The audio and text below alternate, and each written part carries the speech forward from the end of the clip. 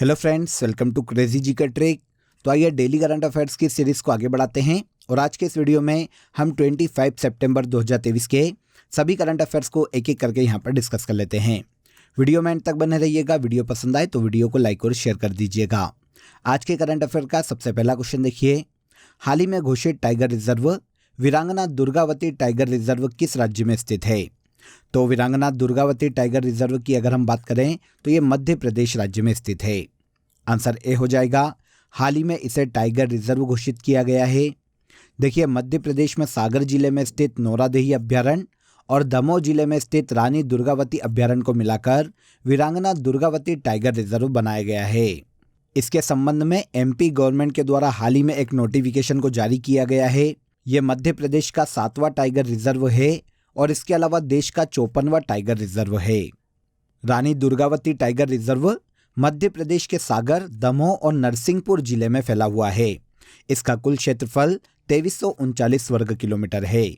आकार में यह वर्तमान में एमपी का सबसे बड़ा टाइगर रिजर्व है। अब एमपी में देखिए 60 टाइगर रिजर्व हो गए हैं और इसी के साथ मध्य प्रदेश पूरे देश में सबसे अधिक टाइगर रिजर्व वाला राज्य बन गया है।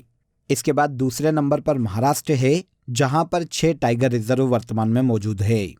अब देखिए, रानी दुर्गावती के अलावा अगर हम मध्य प्रदेश के अन्य 6 टाइगर रिजर्व की बात करें तो कान्हा-किसली, बांधवगढ़, सतपुड़ा, संजय गांधी, पेंच और पन्ना नेशनल पार्क ये मध्य प्रदेश राज्य के अन्य 6 टाइगर रिजर्व है।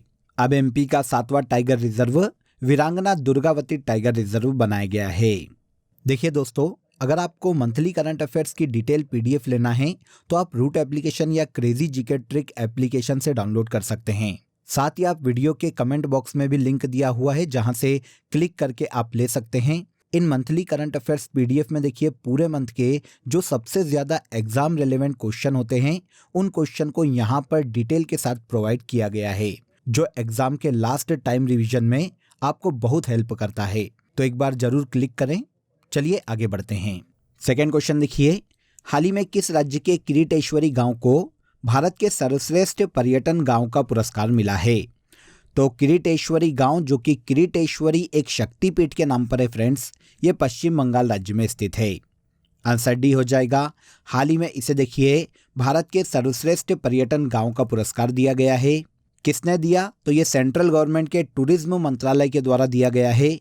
सेंट्रल गवर्नमेंट की टूरिज्म मिनिस्ट्री ने पश्चिम बंगाल के मुर्शिदाबाद जिले में किरीटेश्वरी गांव को देश के सर्वश्रेष्ठ पर्यटन गांव के रूप में चुना है। यह जो पुरस्कार है फ्रेंड्स, इस गांव को 27 सितंबर को नई दिल्ली में प्रदान किया जाने वाला है। अपनी प्राकृतिक सुंदरता के अलावा गांव का एक बड़ा आकर्षण केंद्र देखिए किरीटेश्वरी मंदिर है, जो कि भारत के 51 शक्तिपीठों में से एक है। तो किरीटेश्वरी गांव, जो कि पश्चिम बंगाल राज्य में स्थित है फ्रेंड्स, इसे हाल ही में सेंट्रल गवर्नमेंट के द्वारा सर्वश्रेष्ठ पर्यटन गांव का दर्जा दिया गया है। अब देखिए इसका उद्देश्य क्या है? तो इसका उद्देश्य ऐसे गांव को सम्मानित करना है जो कि ग्रामीण पर्यटन स्थल का सबसे अच्छा एग्जाम्पल है। तो ऐसा गांव बन गया है पश्चिम बंगाल का किरीटेश्वरी गांव। इसके बाद नेक्स्ट क्वेश्चन पर आइए। अंतर्राष्ट्रीय अधिवक्ता सम्मेलन 2023 का इनॉग्रेशन किसने किया? अंतर्राष्ट्रीय अधिवक्ता सम्मेलन 2023, जिसका आयोजन देखिए नई दिल्ली में विज्ञान भवन में किया गया है। इसका इनॉग्रेशन हाल ही में भारत के पीएम नरेंद्र मोदी के द्वारा किया गया है। आंसर बी हो जाएगा। देखिए फ्रेंड्स, इस सम्मेलन का जो आयोजन है वो दिल्ली में बार काउंसिल ऑफ इंडिया के द्वारा किया गया और 2023 में emerging challenges in justice delivery system अंतर्राष्ट्रीय अधिवक्ता सम्मेलन 2023 की थीम है। यह पहली बार है फ्रेंड्स जब देश में इंटरनेशनल अधिवक्ता सम्मेलन का आयोजन किया जा रहा है। इस सम्मेलन में देखिए कानून से संबंधित अलग अलग मुकदमों की चुनौतियों, कानूनी तकनीक और इसके अलावा पर्यावरण कानून आदि विषयों पर सभी देशों के डेलीगेट्स ने मिलकर चर्चा की है। तो अंतर्राष्ट्रीय अधिवक्ता सम्मेलन 2023, जिसका आयोजन नई दिल्ली में किया गया है, इसका इनॉग्रेशन भारत के पीएम नरेंद्र मोदी के द्वारा किया गया। 20वें नेशनल बुक फेयर का आयोजन कहाँ किया जाएगा? तो देखिए इसका आयोजन शुरू हो चुका है फ्रेंड्स। 20वें राष्ट्रीय पुस्तक मेले का आयोजन उत्तर प्रदेश के लखनऊ में किया जा रहा है। यूपी के लखनऊ में 22 सितंबर को ये शुरू हुआ है और 2 अक्टूबर तक इसका आयोजन बलरामपुर गार्डन में किया जाएगा। यूपी के लखनऊ में यह जो राष्ट्रीय पुस्तक मेला है ज्ञान कुंभ की थीम पर आयोजित किया जा रहा है और ये एक 11 दिवसीय पुस्तक उत्सव है, जिसमें देखिए अलग अलग बुक्स की लॉन्चिंग, कवि सम्मेलन, मुशायरा और इसके अलावा बच्चों के लिए अलग अलग कार्यक्रम आयोजित किए जाएंगे। जितने भी बुक रीडर हैं उनके लिए यह जो मेला है बहुत ही इम्पोर्टेंट है फ्रेंड्स, जहां पर वे अपनी पसंदीदा पुस्तकों को खरीद सकते हैं और उनके ऑथर से भी मिल सकते हैं। तो 20वें राष्ट्रीय पुस्तक मेले का आयोजन उत्तर प्रदेश के लखनऊ में किया जा रहा है। World Leader for Peace and Security Award 2023 किसे प्रदान किया गया? तो हाल ही में world Leader for Peace and Security Award 2023 से माता अमृतानंदमयी देवी को सम्मानित किया गया है। आंसर डी हो जाएगा।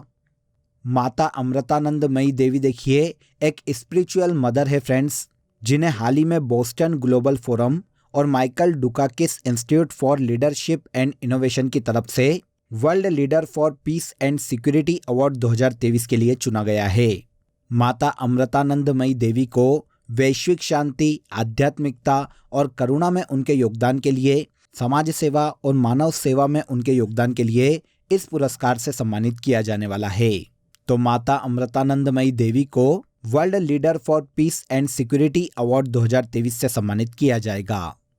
ओके, यहाँ तक के सभी क्वेश्चन आपको क्लियर हो गए होंगे। आज देखिए कंट्री इन न्यूज़ में हम यूरोप के बाल्टिक देशों को डिस्कस करेंगे। 3 बाल्टिक देश है, ध्यान से सुनिएगा इन्हें। एग्जाम में क्वेश्चन ऐसा भी पूछा जा सकता है कि इनमें से कौन सा बाल्टिक देश नहीं है। तो बाल्टिक सागर से जो देश लगे हुए हैं वो बाल्टिक देश कहलाते हैं। ऐसे 3 देश है, याद रखिएगा, लिथुआनिया, एस्टोनिया और लाटविया। क्योंकि छोटे छोटे देश है इसीलिए हम इन्हें तीनों को एक साथ डिस्कस कर लेते हैं। सबसे पहले बात करते हैं लिथुआनिया की। लिथुआनिया की बात करें तो इसकी कैपिटल विल्नियस है और यहाँ पर ऑफिशियल करेंसी यूरो है। तीनों जगह पर देखिए ऑफिशियल करेंसी के रूप में यूरो का ही यूज़ किया जाता है। लिथुआनिया के प्रेसिडेंट गितानस नौसेदा है। आकास्टोजस हिल यहाँ की सबसे ऊंची चोटी है और नेमन नदी यहाँ की सबसे लंबी नदी है। एस्टोनिया की बात करें तो इसकी कैपिटल तालिन है। अलार कारिस यहाँ के प्रेसिडेंट के पद पर हैं। सुरमुनामागी यहाँ की सबसे ऊंची चोटी है और वोहडू नदी यहाँ की सबसे लंबी और महत्वपूर्ण नदी है। लातविया की बात करें एंड में तो इसकी कैपिटल रीगा है। एडगर्स रिकेविंस यहाँ के प्रेसिडेंट के पद पर हैं।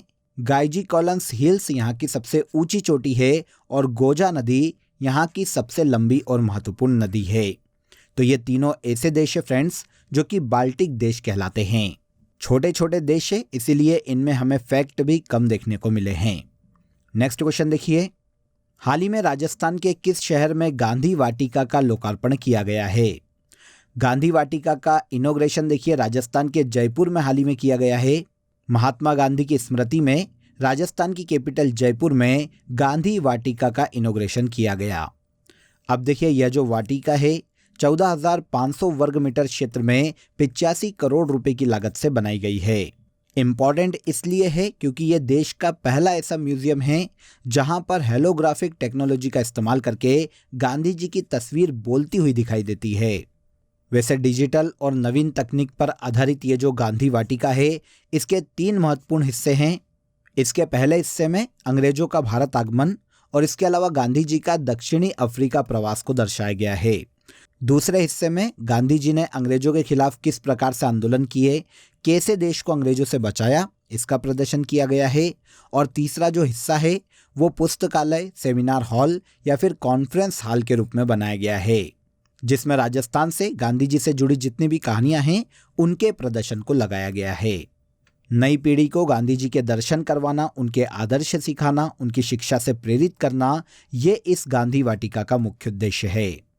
तो राजस्थान में गांधी वाटिका का इनॉग्रेशन राजस्थान की कैपिटल जयपुर में किया गया है।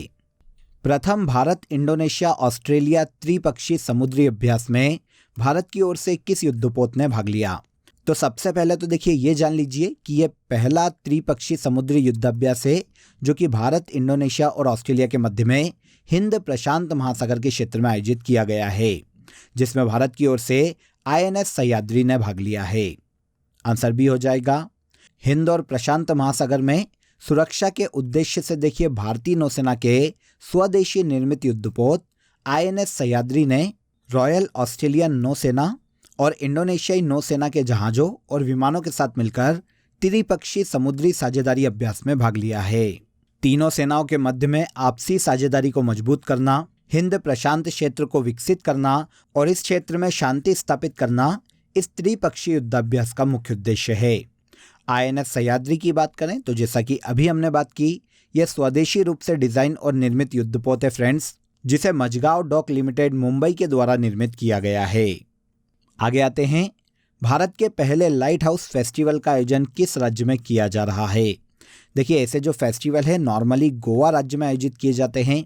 वैसे ये भारत का पहला लाइट हाउस फेस्टिवल है फ्रेंड्स, जिसका इनॉग्रेशन हाल ही में भारत के आयुष मंत्री श्री सर्बानंद सोनोवाल ने गोवा के पणजी में फोर्ट अगुआड़ा लाइट हाउस से किया है। तो भारत के पहले लाइट हाउस फेस्टिवल का आयोजन गोवा राज्य में किया जा रहा है। देखिए, उद्देश्य की बात करें, पर्पस की बात करें तो भारत में लाइट हाउस पर्यटन को बढ़ावा देना पहले लाइट हाउस फेस्टिवल का मुख्य उद्देश्य है। देखिए, कुछ समय पहले ही भारत के 75 ऐतिहासिक लाइट हाउसों को पर्यटन स्थल में बदलने के लिए लाइट हाउस हेरिटेज टूरिज्म अभियान भी शुरू किया गया था। चर्चित बुद्ध इंटरनेशनल सर्किट कहाँ स्थित है। तो बुद्ध इंटरनेशनल सर्किट की बात करें तो ये यूपी के ग्रेटर नोएडा में स्थित है। अब सुर्खियों में क्यों है इसकी बात करें तो देखिए, भारत में पहली बार MotoGP बाइक रेस का आयोजन ग्रेटर नोएडा में स्थित बुद्ध इंटरनेशनल सर्किट में 22 से लेकर 24 सितंबर तक किया गया है।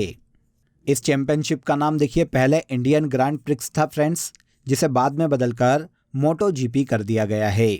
ग्रेटर नोएडा में इस चैंपियनशिप में दुनिया भर की 11 टीमों ने पार्टिसिपेट किया, जिनका प्रतिनिधित्व अलग अलग 22 राइडर्स कर रहे थे।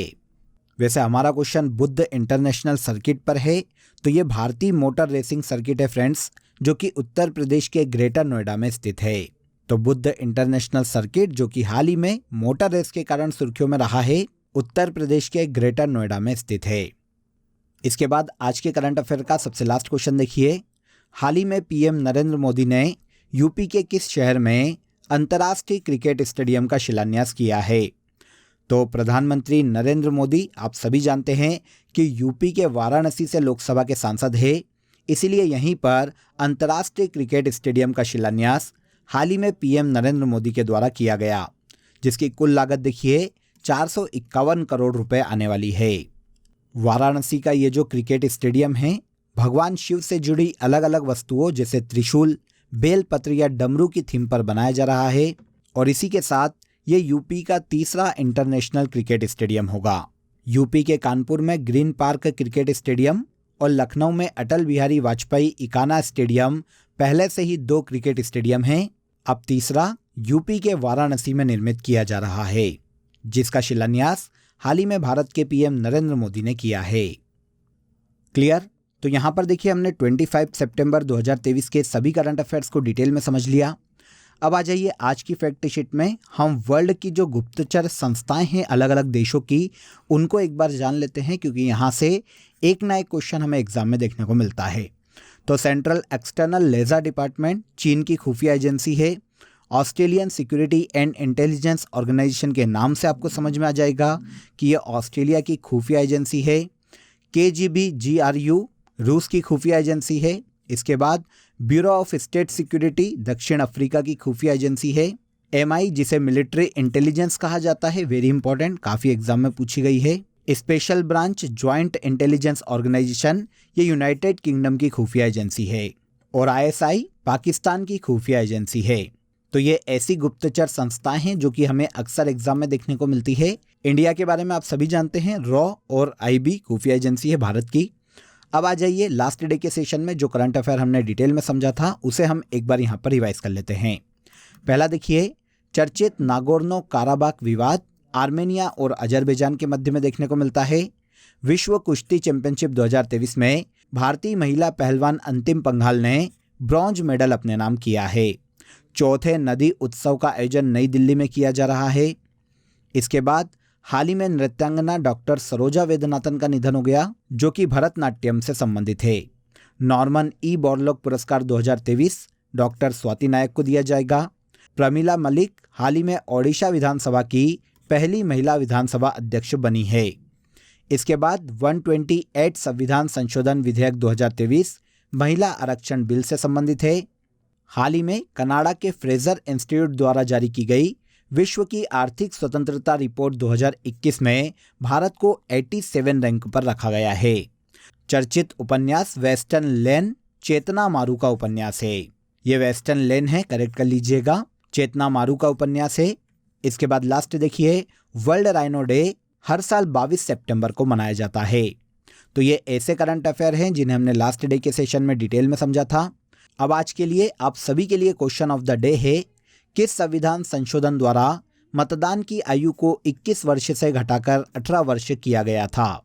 वेरी वेरी इंपॉर्टेंट, कमेंट में ज़रूर बताइएगा कि इस क्वेश्चन का आंसर क्या है। इसके अलावा दोस्तों आप सभी के लिए एक इम्पॉर्टेंट अपडेट है, अब आपके लिए क्रेजी जीके ट्रिक के सभी कोर्सेज वेबसाइट पर भी अवेलेबल है। ये सभी कोर्सेज आप सभी की रिक्वायरमेंट और लेटेस्ट एग्जाम पैटर्न को ध्यान में रखकर डिज़ाइन किए गए हैं। यहाँ हम बेसिक कॉन्सेप्ट के साथ साथ कॉम्प्रिहेंसिव लर्निंग पर फोकस करते हैं, तो एक बार ज़रूर वेबसाइट पर विजिट करें। इसका लिंक आपको डिस्क्रिप्शन बॉक्स में दिया गया है। तो आज के इस वीडियो में बस इतना ही। अगर वीडियो अच्छा लगा हो तो वीडियो को लाइक और शेयर कर दीजिए, चैनल को सब्सक्राइब कर लीजिए। कल फिर मुलाकात करेंगे नेक्स्ट डे के करंट अफेयर में। तब तक अपना ख्याल रखिए। जय हिंद, जय भारत।